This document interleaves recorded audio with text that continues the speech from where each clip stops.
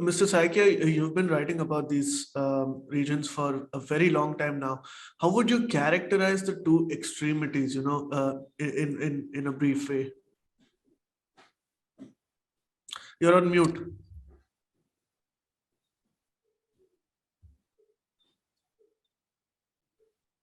Can you hear me now? Yes. Yeah, I think General Himalaya has already given an outline of what's has come to pass in the Western extremity, as it were.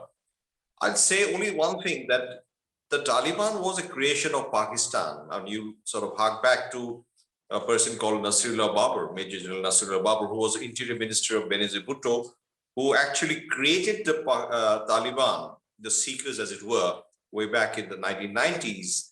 And he used to refer to them as my boys.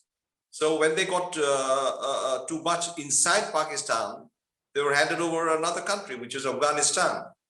Now they're back into the seat of power in Afghanistan. So I think Pakistan, and as the general has said, Pakistan, China, and now the Taliban, the Troika, as it were, are shepherding two important groups after the territorial ouster of the Islamic State of Iraq and Syria from the territorial, contours that they were confined to in Iraq and Syria. So, the Troika of China, Pakistan, and the Taliban are going to be using these groups, the Al-Qaeda and the Islamic State, of course, in a different avatar now, Islamic State of the Khorasan province, to enter the Indian subcontinent, primarily Kashmir. And you have seen some rumblings, and I think the general has referred to about the Khalistan movement also. So I think, that's as far as the Western aspect is concerned. But what is more alarming as far as the northeastern or the eastern extremity is concerned is that you have suddenly seen a resurgence of the insurgent activity once again. And this is because, I think, primarily because of what happened in 2020 and the intrusion by China in eastern Ladakh. I mean, that's a very far-fetched theory, but I have been able to sort of put my finger on it by saying that the humiliation it faced in eastern Ladakh has led it to sort of, rethink its strategy for the eastern sector. So they're basically going to use a different, irregular warfare, as it were, as far as the eastern sector or the northeast is concerned. And that is why they are propping up or entering the northeast insurgency game in a different manner by way of proxy.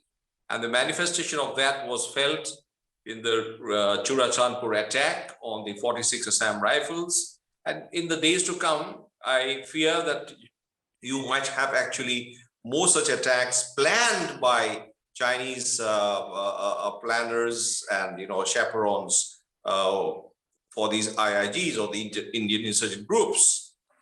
So basically, you have two pincer movements from the east and the west.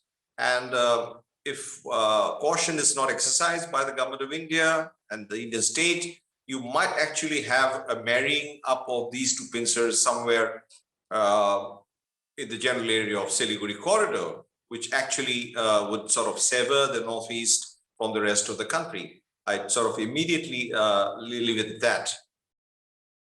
Please remember to subscribe to us and switch on the notifications for this channel. For our other social media links, more content, and to support our work, please visit citti.net. Dhanyavad. Namaskar.